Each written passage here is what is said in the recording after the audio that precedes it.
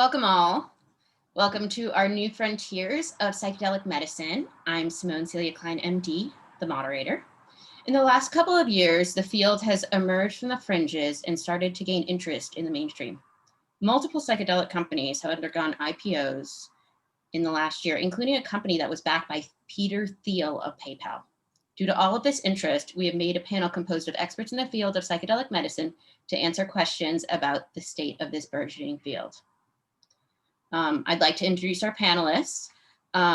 Basically, what we're going to do is they're going to introduce themselves and talk about what they are focusing on. So why don't we start with Rick? Well, thank you very much.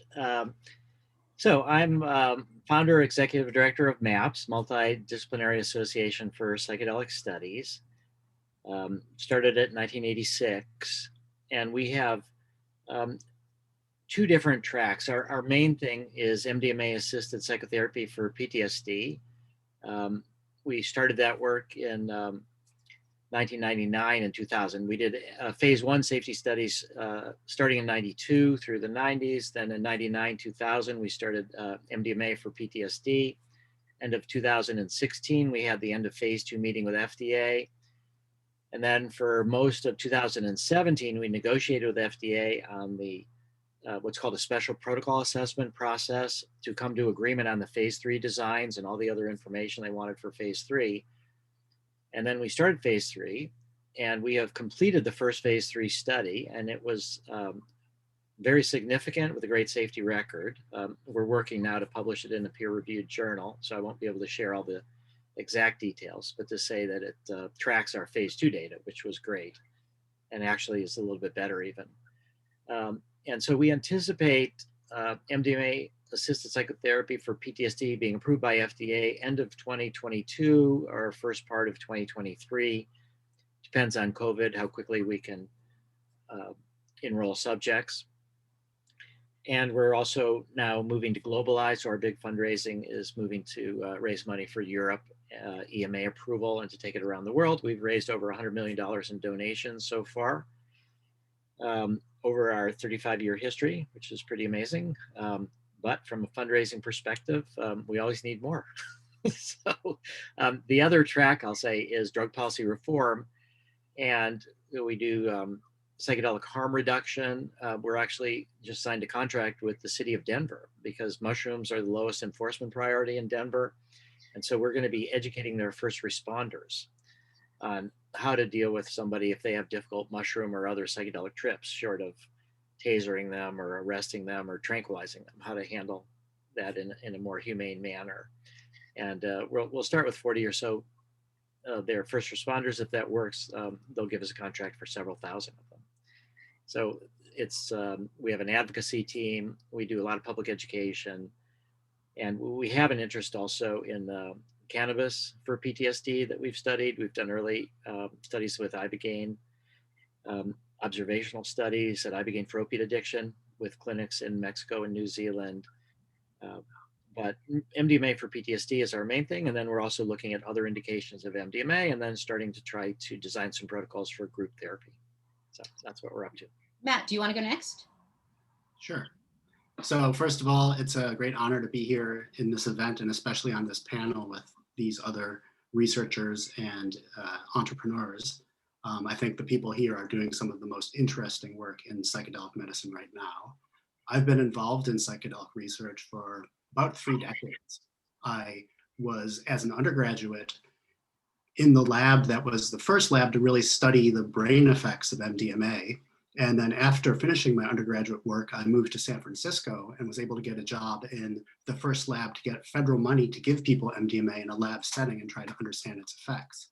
I went on to supervise about 100 sessions with MDMA and the related drug MDA and earned a PhD in neuroscience at Berkeley and had a career that until recently was in data science and in pharma and was a director at Genentech until I left to start my current company, which is called Tactogen Inc. And Tactogen means generating touching. And our goal is to develop MDMA-like molecules, but maybe ones that are a little more gentle and could be used in a more flexible manner. we're very interested in whether we can reduce the blood pressure effects. MDMA can increase your blood pressure during the peak effects. And also whether we can reduce what's called the loss of magic, which is where when people have repeated sessions with MDMA, they often have diminishing therapeutic effects. And so those are the sort of things we're working on, and I'm super glad to be here with everyone else. Jennifer, do you want to introduce yourself? Sure. Thanks, Simone. I'm Jennifer Pazanski. I'm the Chief Operating Officer at Journey CoLab. I'm more new to the psychedelic space, so I've been with Journey for a little over a year. And what we're doing at Journey is we are taking a portfolio of plant-inspired psychedelic compounds through FDA for therapeutic use. And we're starting with mescaline for alcohol use disorder. But it's really important to us to transform mental health care by scaling a company that can benefit all stakeholders. So we really believe that how we build the company and who builds it is just as important as what we're doing. And so by building a company that's inclusive of all stakeholders from the beginning, and by sharing ownership, we hope to create value and then bring these medicines to scale. And we're also really excited to be engaging communities that you might not typically see in psychedelics or in drug development. Shlomi, do you want to go next? Yeah, great, happy to. My name is Shlomi Raz. I'm the founder of Eleusis. Eleusis is a life science company dedicated to unlocking the full therapeutic potential of psychedelics. We were founded in 2013.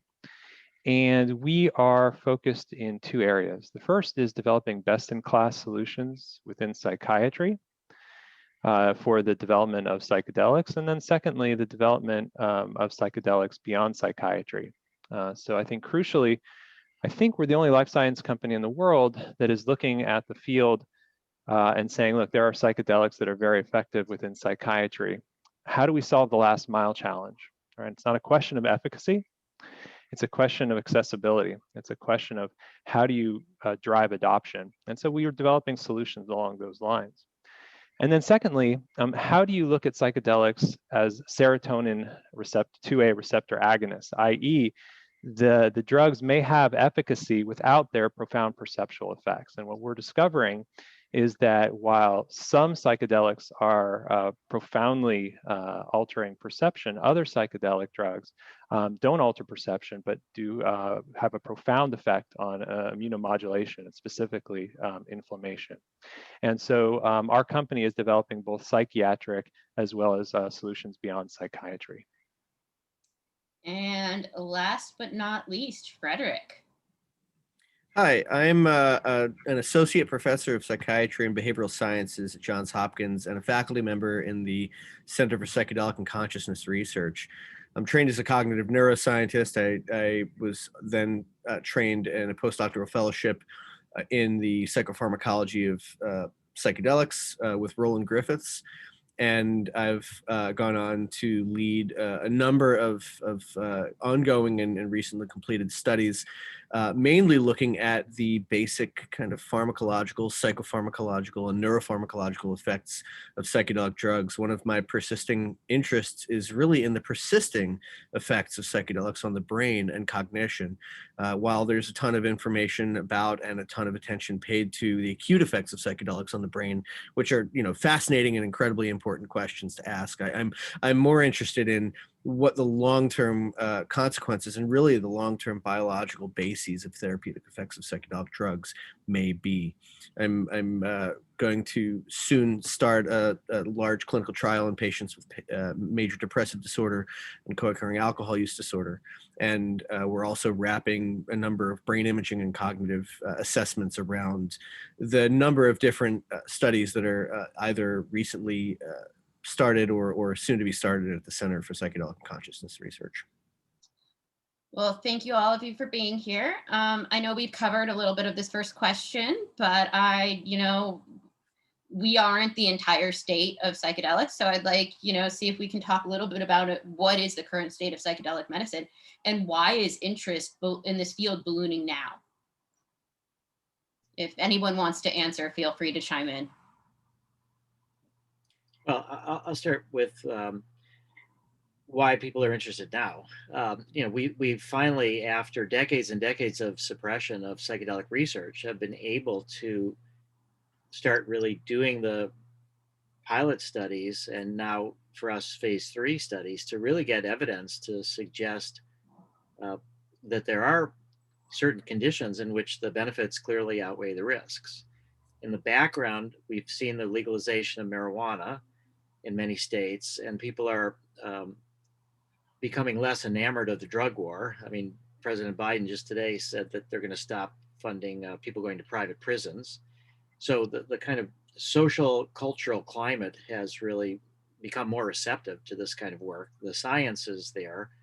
And the sad part of it is that um, there's just so many people that are not adequately treated by the currently available medications that there's now a willingness to look at options that previously have been suppressed. Yeah, I would add on that, which is that I think that that describes kind of how we got to where we are. I think at Eleusis, we're very much focused on two key kind of metaphors or frames of reference. I would say the first is the technology hype cycle. So this is the Gartner Group kind of metaphor of you have a technology trigger that leads to kind of inflated expectations. Then you have kind of this trough of kind of disappointment when the technology doesn't translate. And then you have a slow development to productive application, right? And so using that metaphor, you can look at a drug like ketamine, right? The first quote unquote psychedelic, i.e. a dissociative drug that was approved in 2019 with much fanfare, but due to fundamental barriers in psychiatric practice that prevent its broad adoption, is right now a disappointment for certainly for Johnson Janssen, who spent a lot of money developing that drug. And so I think that when we look at psilocybin and MDMA, we're kind of approaching peak. Maybe we've got 2 or 3 years before we get to that peak of kind of inflated expectations. And so what we're focused on is trying to figure out what that next generation of the technology looks like. Because I think the first generation of the technology, which currently exists, is something like psilocybin, where you take that drug and for 4 to 6 hours, you're kind of waiting, you're having this experience. And the question is, does that fit within the conventional healthcare system? I think the metaphor that I like to use is that we're in the nitroglycerin phase, right? So we know we have something powerful, right? But I don't know if you've seen the movie Wages of Fear, right? But it's this great example where you can't shake nitroglycerin, otherwise it explodes, right? It's not something that's really a tool yet. Alfred Nobel comes along, adds kind of some inert ingredients, and then all of a sudden you have dynamite. It's useful. And I think we're very much focused on taking the first generation of, let's say, psilocybin to the next generation where it actually can be broadly useful. I would push back a little bit on the idea that we really need a new generation of medicines here. And I'm saying this as someone who's actively working on developing a new generation of medicines. But I think really psilocybin, if you look at the published literature, it looks good enough to treat a lot of people. And the things that are being, that are essentially impediments are, sort of regulatory issues, some issues with having enough therapists and bringing costs down and things like that. But we're not struggling for lack of effective medicine here. I think it's not about efficacy, it's about cost efficacy, right? NICE has rejected Spravato twice because it doesn't fit within their conventional care delivery pathway, and it costs roughly $800 or so per administration, $1,000, right? Now, that's a 2-hour monitoring, right? How much does psilocybin cost? $20,000 per session? More? How much does, I think Rick has looked at the cost efficacy of MDMA, and so maybe it's cost efficacious. I'm not sure. And so I think that addressing that head on by looking at ways of making this broadly accessible is going to be important from avoiding that kind of fall to the disappointment associated with kind of most new technologies. Shalomi, I just got a quick question for you then, if it's appropriate, which is, are you thinking of just shorter acting drugs? So for example, there are now, Cosmo Fielding is trying to do 5-MeO DMT, which, is a 15, 20-minute experience. It takes a while to integrate it. So yes, you can cut down the therapy time, but I think when we look at treatment-resistant people with severe depression or PTSD, and if you can help them, even if it's 20,000, which it's not. I mean, we're thinking it'll be maybe 4,000 or 5,000 per MDMA session with associated 6 associated psychotherapy sessions. And this is a 2 therapist model that it looks like it will be cost effective. And I think that we don't need to squeeze it into the old models of, a 1-hour therapy session. We just look at the outcomes. If the outcomes are great, and we see that people that are freed from depression or PTSD have lowered healthcare utilization over time, that helps contribute to the cost effectiveness. So I would agree with Matt that we need more socially sanctioned legal contexts, but I don't think we necessarily need more new molecules. But if you guys are going to develop new molecules, I want to try them.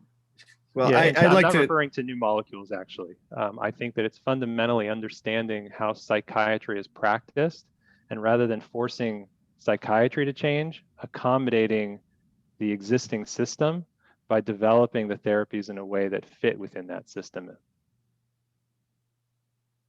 I'd like to make just a statement from the ivory tower where everything's possible, nothing's realistic. I guess I question whether we always need to accommodate the status quo, and I think that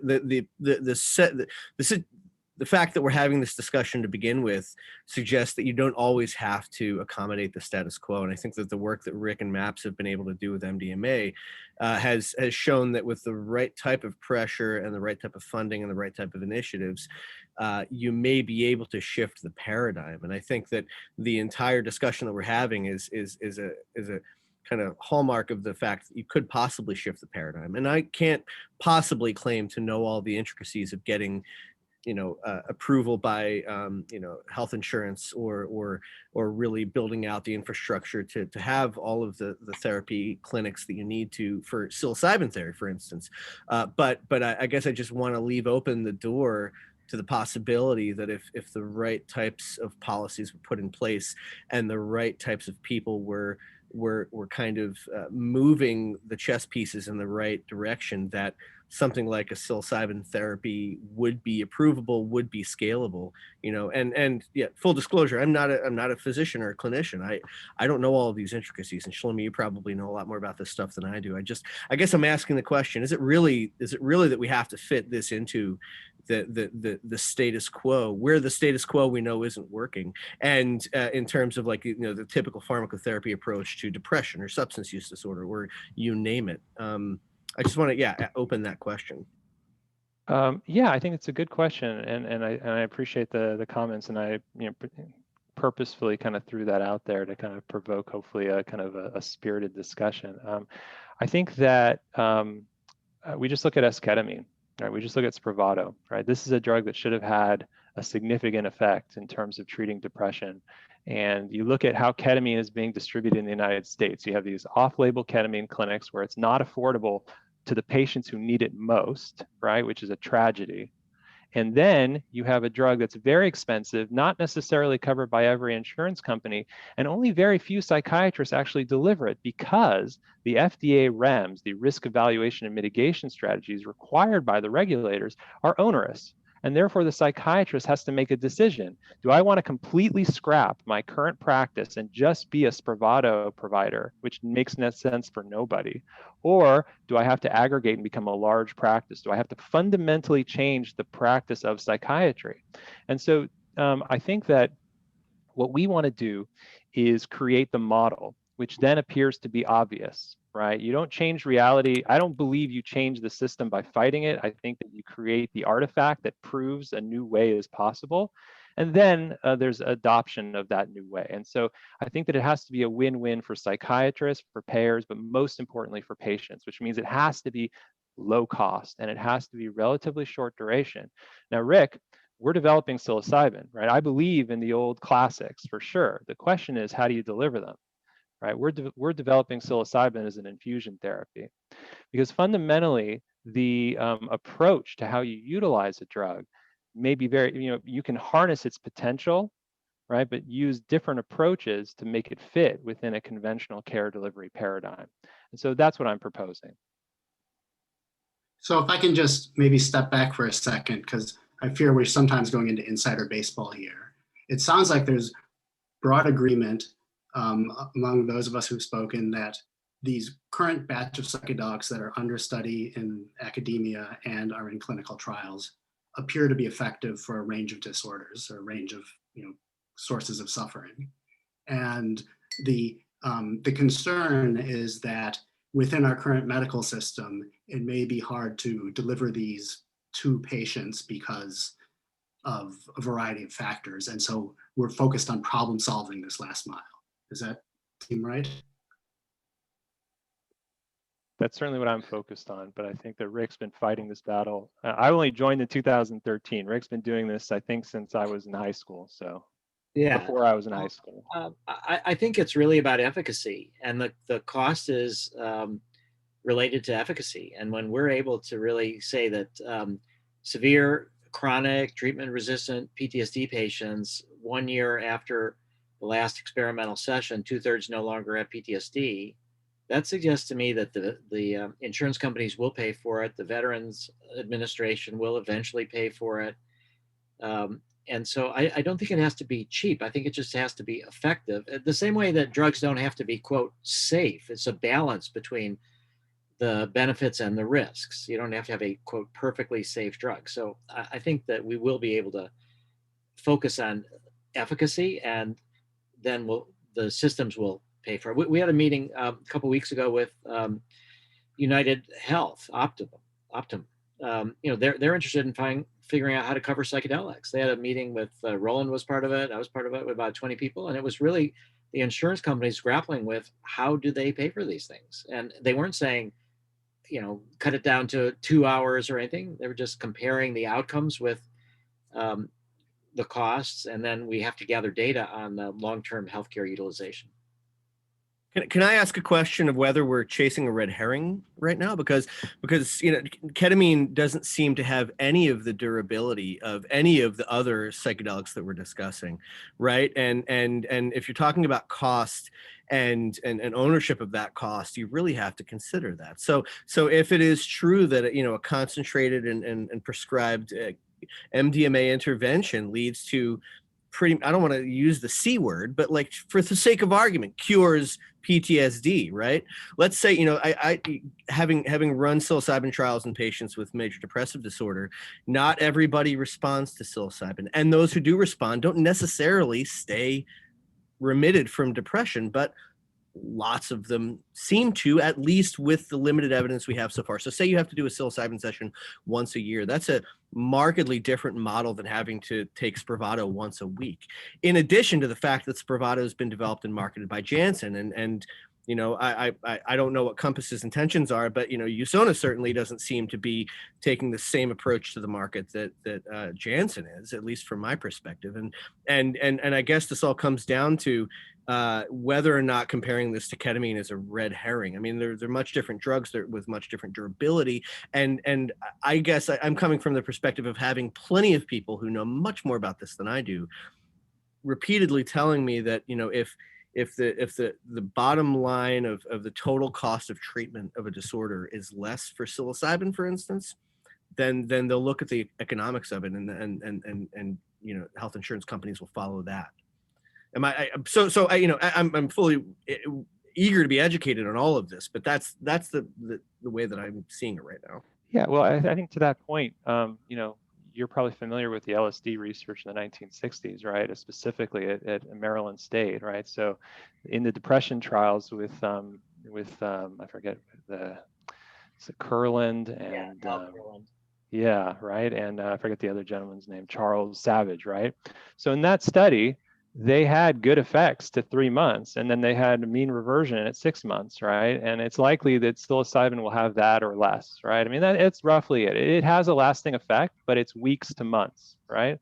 No, I don't think so. I mean, I think that there are people that have had, I don't have the psilocybin data right, but Fred could talk about it. But there are people that really have multi-year seemingly permanent changes. It's not so the case. But that exists with all therapies, right? Some people just go into remission and stay in remission. And so what I'm saying is that I have no doubt that the effect size will be significant, But there's going to be patients that need maintenance therapy. And so to your point, I think that it's going to be a spectrum, right? There's going to be people, especially the 2/3 of patients that don't respond to the current, first course of antidepressants. That's the real patient population that we're talking about here. That plus kind of the 1/3 that don't respond to 2 or more therapies for depression. PTSD is, I think, different, Rick, and certainly that's your domain of expertise. I would stay away from that. It's very interesting. I think for the purposes of depression, I think the question is going to be, for example, when I talk about this kind of nitroglycerin to dynamite example, how do you treat patients that are already on antidepressants, right? Because we know that attenuates the effects because you have downregulation of the receptor, right? So it requires new approaches to thinking about how to, and that's the kind of thing I'm talking about. How do you fit this within conventional care? Because asking people to get off their SSRIs, right, and asking psychiatrists to recommend that to patients, that's again making it a little bit harder to make this kind of a scalable therapy. So those are examples of where those solutions still need to be figured out, in my opinion. No doubt there's efficacy here, but to get to cost efficiency in depression, not say PTSD, I think there's still a lot of work to be done. Yeah, I would say though that there's a lot of people that are willing to taper off of their SSRIs because in general they're not at the place that they want to be at. There's side effects that they don't like, so I don't think it's that big of a challenge. But specifically, there have been anecdotal reports, and this is going to be something that we're going to look at later, of people that have been on SSRIs and they take double the dose of MDMA and they have a full experience. And there's a concern about serotonin syndrome, but we haven't seen that anecdotally reported. And with all the tens of millions of people taking ecstasy or MDMA or Molly, whatever, who many of them on SSRIs, we don't seem to see this serotonin syndrome very often. So we're going to try to do a safety study with higher doses of MDMA than normal for people who are on SSRIs, but we're not going to get to that quite yet. So you're trying to answer that question, and that's all I'm saying, right? Those are the questions that need to be answered. Yeah, but there are some people that for sure don't want to taper off their SSRIs, but there's an awful lot of people that will. So I'd like to go back a few statements. I mean, we were comparing, ketamine, which is an NMDA antagonist, to the 5-HT2A agonists. Which have very different experiences. So how important is the psychedelic experience to the therapeutic effect? Well, I think this is also wrapped up into the question of whether a short-acting psychedelic will really make have any traction, and because truly, I mean, the short answer is we don't know. The long answer is there are people on both sides of the argument, and neither of them have real data to answer the question. But I'll let other people chime in. Yeah, I think Fred is probably the real expert here on this, having published some really nice papers recently. But I would point out that there's probably multiple mechanisms at play here. So Shlomi at Eleusis has been looking at anti-inflammatory effects of these molecules. And there's work being done by David Olson on neuroplasticity. And these mechanisms could well be important, but I also believe that the experiential thing of, essentially having a profound change in meaning and kind of stepping back from your normal life and sort of changing your perspective on things is also really important. And then crucially integrating afterwards. And so I think in these discussions, you often get tricked into talking about kind of like there's one mechanism, but I think we all sort of can see that these different molecules often have multiple mechanisms at once. And that's what we'll probably learn as we really dig into this issue.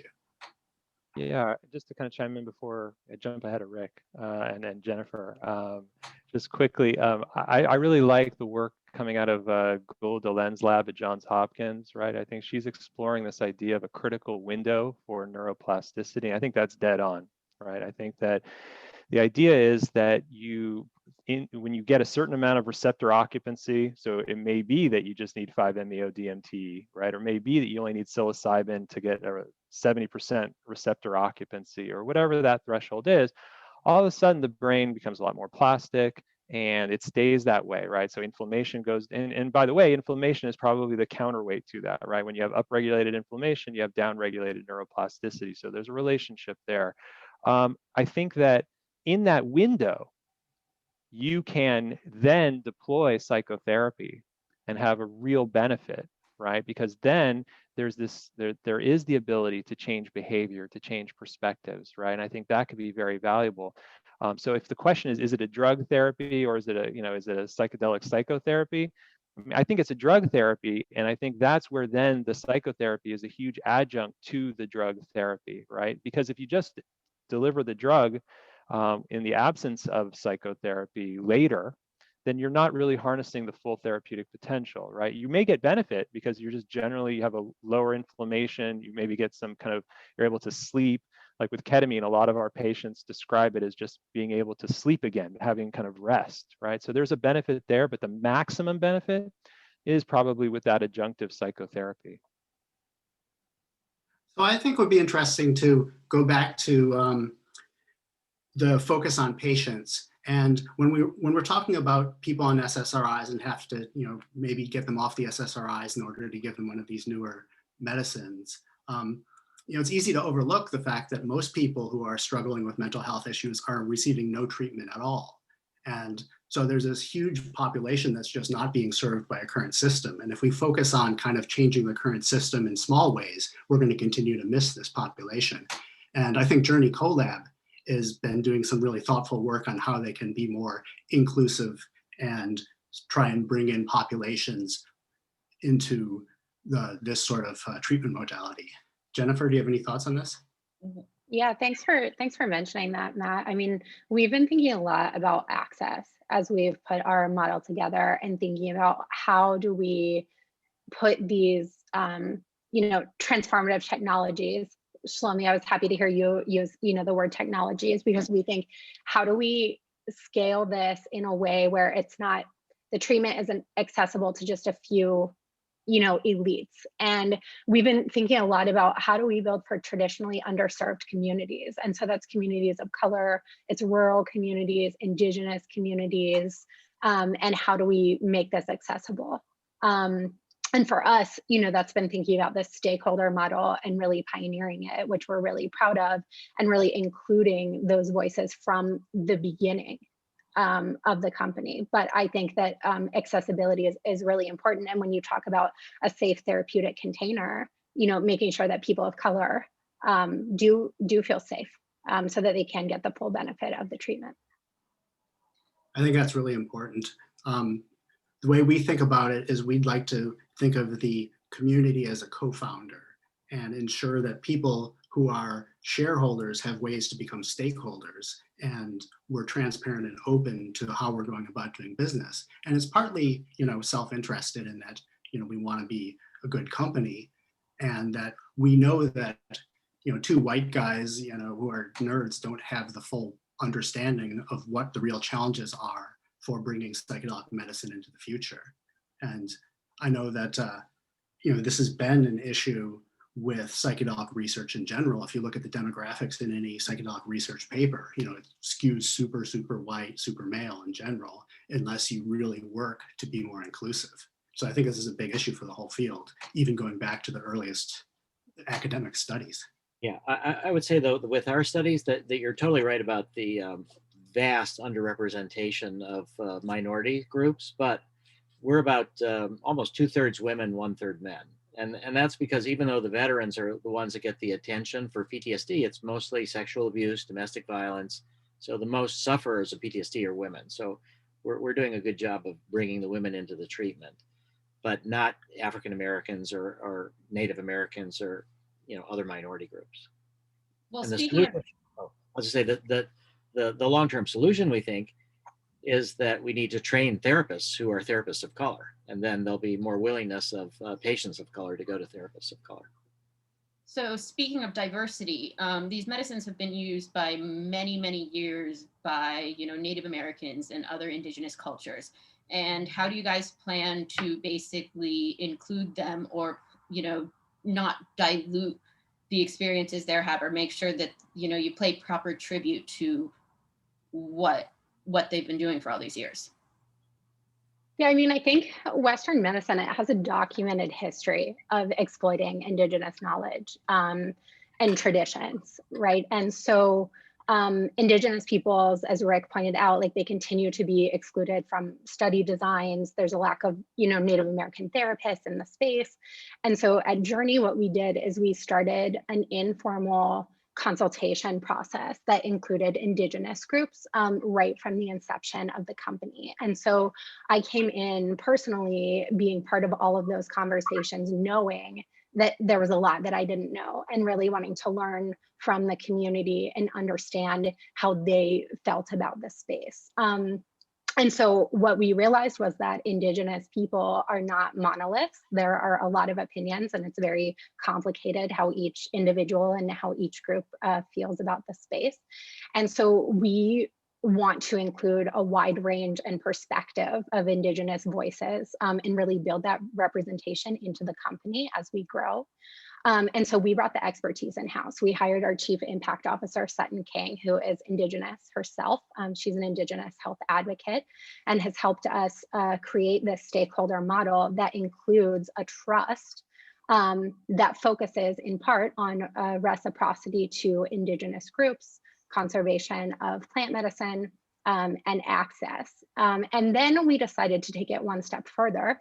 And so to our knowledge, we are the only psychedelic drug development company currently adhering to the free, prior, and informed consent laws and the Nagoya Protocol.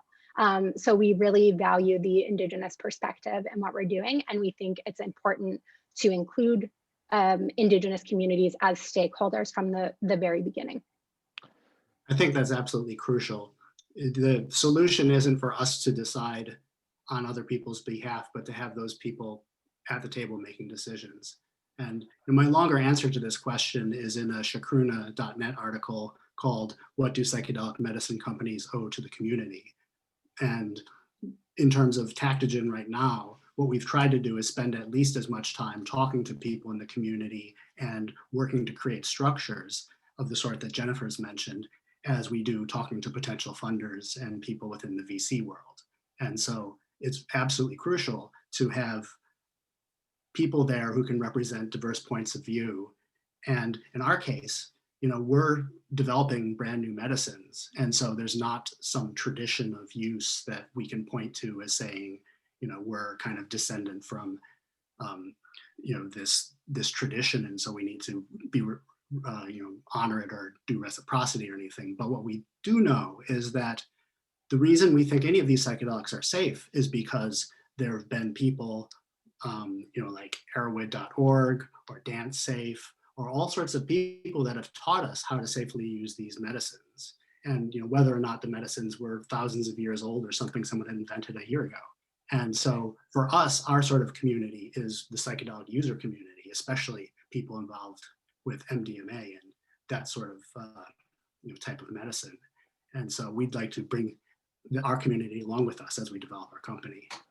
Yeah, I love that. I think, I would just like to add that when you think about how all of these different groups are creating value and have created value in the space for such a long time, the value that our companies create should be shared with them.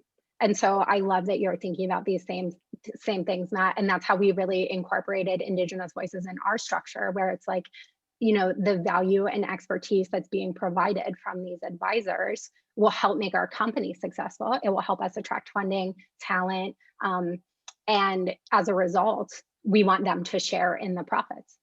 So I love that you're thinking about the same things. Well, speaking about safety, what are the risks of psychedelic medicine and how do they compare with our current standard of care treatments? Well, I think the main risk is not physical. I mean, we do have screening. The main risks are psychological. And I think in that area, the classic psychedelics are riskier than MDMA, which is more reassuring and less psychedelic. So I'd say the concern is that when difficult emotions come up, and these are being used in patients that are suffering from one thing or another, if they don't feel safe, then they can try to suppress those emotions and those memories, and they can end up worse off for months or years. We see that a lot from people who take these drugs in recreational contexts, and then difficult stuff comes up and they don't really feel that they're in a context where they can address it, they try to stuff the feelings out. So I think that that's something that we really need to be concerned about, is helping people process what emerges and doing sufficient integration afterwards. So I'd say it's more psychological risks than physiological risks. And I think that they're, because they're only used a few times, the physical risks, I would say, for a lot of the classic pharma drugs that you take on a daily basis are much greater. So I really think it's more about psychological risks. And to that idea, I would add that there's psychological risks in terms of, essentially unpleasant experiences, but then there's also risks to consider in terms of people making big decisions in their lives. And it's possible to have a psychedelic trip and end up deciding you want to quit your job and start a new career as a painter or something.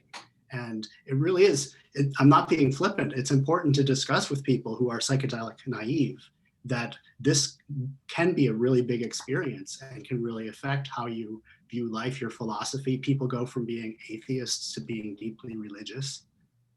This is the kind of thing that you would want to discuss with your partner before you go into it, because of how big the effects can be. Part of the problem of preparation is really insurmountable. It's in a small way. When I prepare people as best I can for psychedelic sessions within a research context, I often introduce this concept. I say, hey, are you a parent, and or have you ever lost a loved one? And if the person says, oh yeah, I have children, or yeah, I've lost a dear loved one, I use that as kind of jumping off point to point out the fact that the experiences that you have with psychedelics are similar, insofar as it's impossible to explain to someone the felt sense of being a parent or having lost a close loved one. And in a similar fashion, it's quite impossible to truly communicate in a veridical fashion the experience of having a really high dose psychedelic experience. But even those who are neither parents nor have lost a loved one understand that this is kind of a fundamentally human experience, and they get that it's a big deal, and they kind of get that, like, they don't quite know what that feels like. So I think it's a useful kind of heuristic example of an aspect of this that can't be explained. I think that ties into the psychological risk of doing this, but people who are willing to take that chance in a safe and really well constructed container, then are, at least doing that in a safe and well constructed container allows you to mitigate some of that risk. Absolutely. And I think I maybe have slipped us into talking about these sort of higher dose psychedelic experiences where you're trying to produce a certain kind of therapeutic effect with this powerful, potentially life-changing experience. It's also very plausible that a lot of the therapeutic use of psychedelics will be much lower doses, perhaps even microdosing, or things where the experience isn't so much emphasized. And in those cases, these risks become really minimal. Matt, I'll just follow up, Matt, on the risks of big changes that people make. So the risk of being an underground psychedelic therapist, you normally would think that something goes wrong with the therapy, and then the patient complains, and that's how you get in trouble as an underground therapist. But that's not actually what's happened in practice. What happens in practice is that the therapy goes right, and then people want to make changes in their lives, and it's the people that are, quote, left behind that call the police or call the licensing agencies. So that it's really this concept that you do, if you're an underground psychedelic therapist, not only do you sort of need to have a good relationship with the patient, but you need to understand their social dynamics and who they're with, so that, and you prepare them for the fact that there could be these changes. So as we're talking about different uses of psychedelics, whether it be macrodosing or microdosing, what do you guys hope the field will be in 10 years? And what do you not want to see the field become in 10 years? I like to think that these medicines are going to be widely available in a safe way, and that people are going to be able to use them to deal with the difficulties of existence and to find deeper meaning and more joyful lives. And so my vision is that, right now we're very focused on these severe conditions like PTSD or treatment-resistant depression, but the data from users is that many, many more people can benefit from these and find, essentially more fulfilling lives by using them. And I would like to see us move in that direction in a safe, controlled, and regulated way. And I could tell you my fears, but maybe someone else should chime in. Yeah, I guess I'll just chime in quickly. So within psychiatry, I would hope that in the suburbs of San Antonio, as well as in the center of New York City, you can get these therapies and they're covered by insurance, and that they are delivered and accessible for everybody within psychiatry. But my real hope is that within 10 years, we have reached phase 2 and phase 3 with our immunomodulatory drugs, because as much as psychiatry is an unmet need, 3/5 of all people die from chronic inflammation. So my hope is that we can test the hypothesis whether or not LSD can modify the progression of Alzheimer's disease, and whether or not these drugs can be transformed into sub or non-perceptual immunomodulators. I'll say a little bit longer time frame than 10 years. We're currently talking about what we think will be 2035. So let's say we get MDMA approved in 2022, 2023, psilocybin a year or so after that. Then we'll need about a decade of these psychedelic clinics. And I think at that point we'll have thousands of them. And the clinics will be run by people who are cross-trained in ketamine, psilocybin, MDMA, whatever new drugs Matt comes up with, mescaline, hopefully Jennifer gets that approved, and all the ones, Shlomi, that you're working on. And I think that once we get to that point, and we have enough information about benefits that has really permeated through the population, we'll move to what we're talking about as licensed legalization, which is where you have to have a license to do the drug. You probably go to a clinic first and you have an experience under supervision, then you get a license to buy a whole set of psychedelics. And if you misbehave, you get punished for your misbehavior. And then you also have loss of your license and re-education, for a period of time. And that we should move to that for alcohol as well. Look at all the number of drunk drivers that kill people even after they've lost their driver's license. So what I hope is that we have embedded in our culture a lot of opportunities for people to do self-healing, self-exploration, not necessarily people with a diagnosis. The Oregon Psilocybin Initiative is notable for, it's not just for patients, it's for personal growth as well. And so I think we need that in parallel with, Shlomi, what you talked about, which is insurance coverage for treatment for people that want to go to work with therapists.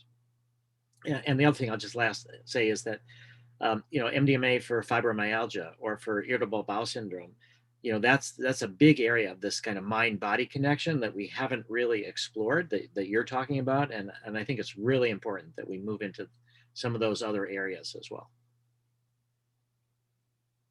So we're coming up on basically 10 minutes until the end. Are there any topics that you would like to discuss before we have to end this? Well, I would like to talk about the differing incentives that you get from being a nonprofit versus a for-profit, and so I'm curious how Jennifer and Shlomi and Matt would think about that. I think it's perfectly ethical to do for-profit stuff. I don't mean to try to imply that at all, but I'm just, we've gotten so far mostly with nonprofits. Now it's turned into for-profits, and so the implications of that. Yeah, I'll chime in first. I would say that being for-profit creates a discipline on cost efficiency, right? Because you can't ask for more money if you haven't proven results, and you can't demonstrate the ability to prove those results going forward without subsidy. And so in a way, it's like when you launch a rocket, you only have so much fuel to achieve escape velocity. And so being for-profit essentially creates the discipline around that kind of focus on achieving escape velocity that that may not exist in the not-for-profit space, where the not-for-profit space may be much more about expanding the donor pool and kind of bringing in more funders of the research and of the effort. And I see it just the opposite. I'll just say that access to capital is the key advantage for for-profits, and that there are people throwing money now at all sorts of crazy ideas in the for-profit space. And we still have to tell the same thing to donors. Donors money they want to be efficient with their money. So it feels to me harder for us now expanding. It's a lot harder to try to keep with the nonprofit model than if we were to go for profit.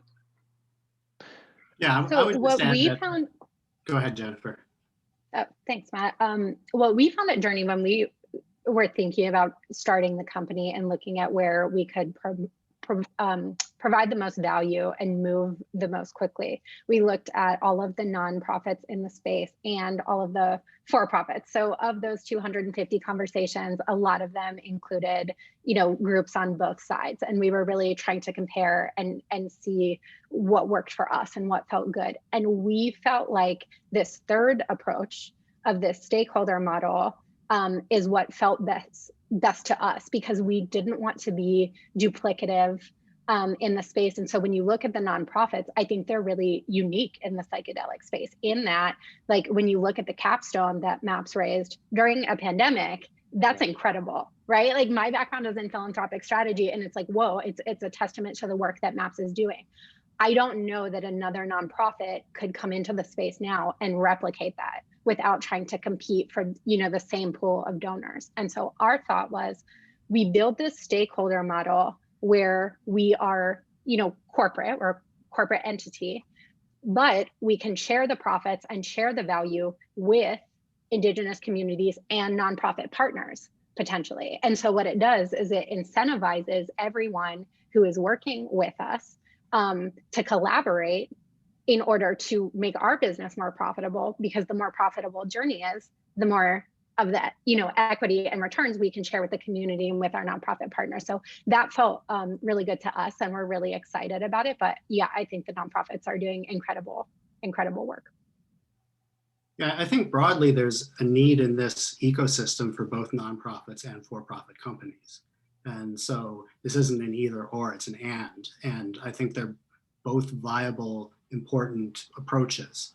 At Tactogen, we're a public benefit corporation. And so we're for profit, but we balance our seeking of profits with our desire to do good, which we define as increasing the accessibility and effectiveness and safety of these sorts of medicines. And by being for profit, we are able to raise capital more effectively, we think. And that's important because we're developing new medicines. Whereas if we were just looking to get psilocybin approved or some existing well-studied medicine, you can do that much more cheaply. But if you need to do lots and lots of studies before you're allowed to put a medicine in a person, you need a lot more access to capital. And so by taking our approach, we think that we're making the right strategic choice for this developing community and for the ecosystem by having ability to raise the money and do this research, learn new things, but also keep an eye on how are we ensuring that the overall ecosystem that's being built is still healthy. And one of the things that I think is worth noting is the incentive from IP. And so, a thing that drives efficiency in these companies is the fact that you invent something, you file a patent on it, and if you get that patent awarded, you have 20 years before it's gone. And so you essentially have this time period to make money, which means you want to bring it to market very quickly. And it's an interesting incentive because it also means that some of the first companies to market here may not be the ones that really make the most money, because there'll still be essentially a lack of therapists. Society might not be fully prepared for this. And so it may be the second generation of companies that come to a world in which psychedelic therapy is an existing category of treatment. It might be the second generation that really is able to get big returns for their investors.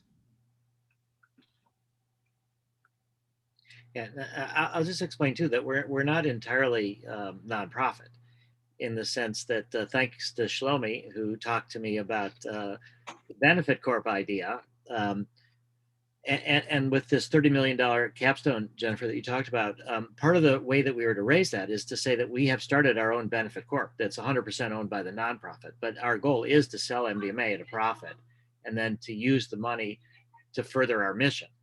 And so telling that to donors that, there are so many uses of MDMA because it's MDMA assisted psychotherapy. So you can think of all the things psychotherapy is good for, eating disorders, alcoholism, social anxiety, anxiety about death, depression, and PTSD, all these things, that if we were to continually to go back to donors, even we couldn't go back to the same donors for ever larger sums of money to other indications. But the fact that we have a benefit corp that we do plan to sell MDMA at a profit, it was very appealing to the donors that they can help us become a sustainable nonprofit through income. And I just wanted to mention also to Matt and to Shlomi that what we're trying to do is develop a metric to evaluate our public benefit. And maybe we could all work together on this kind of idea of how do we evaluate what is the depth of our,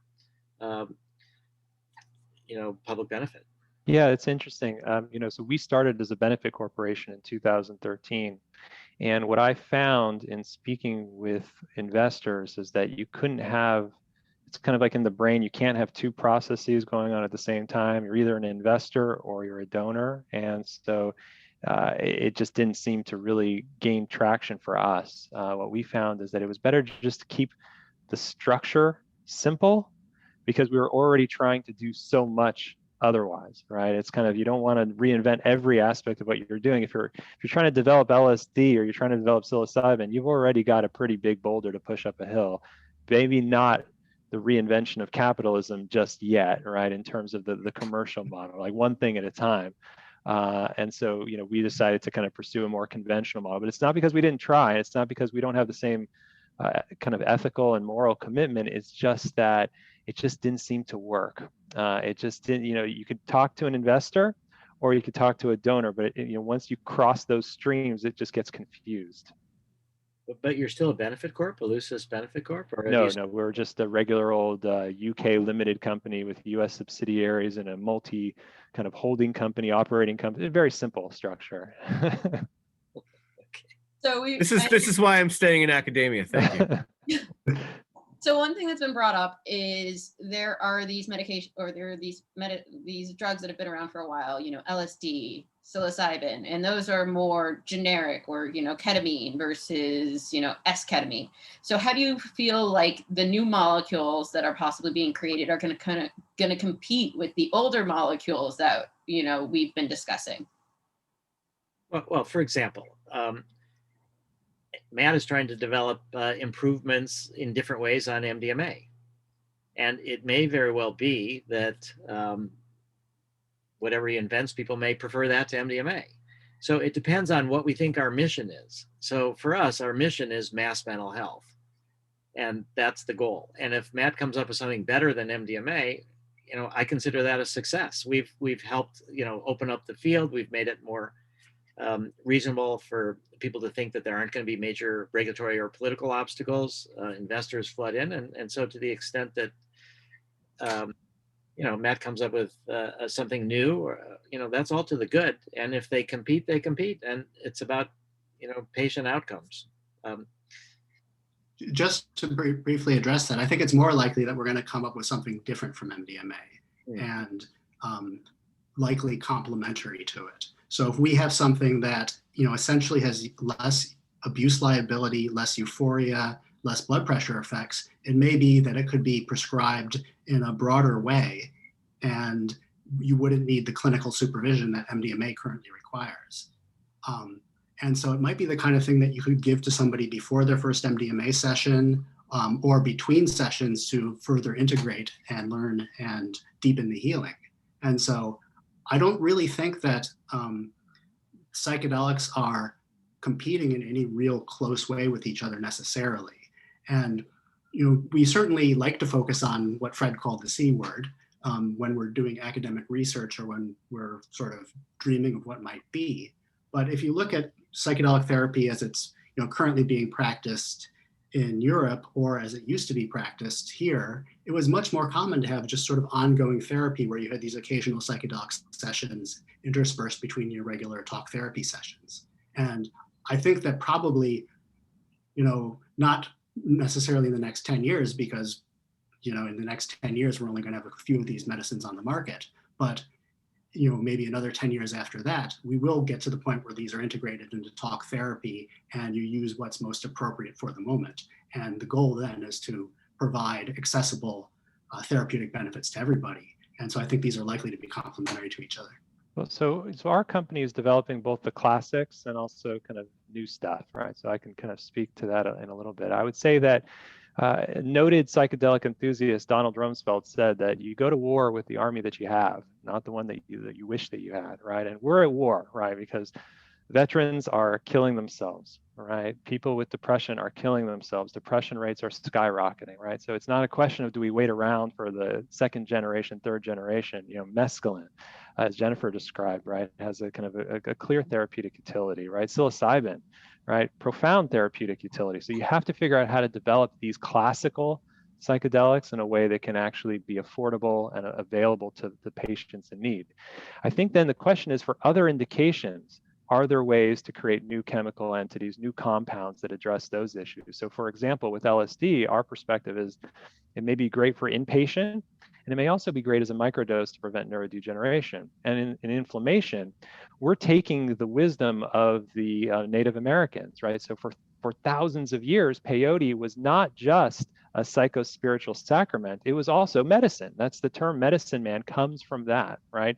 And so Charles Nichols, our scientific founder, discovered that some of these psychedelics are potently anti-inflammatory. And so there, it is about using medicinal chemistry to separate the psychoactive effects from the anti-inflammatory effects. And there, truly, we do need new chemistry and new chemical entities. So I think that you go to war with the army that you have in psychiatry, and you develop the next generation beyond psychiatry.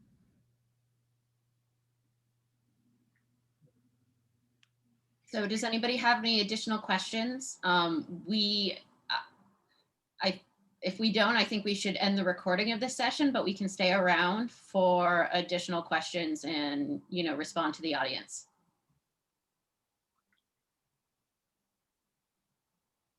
Well, I would like to thank all of you for being here, and I really enjoyed moderating, and I hope you enjoyed participating. Thank you. And I thank all of you for being here. And I hope that therapies can, I hope that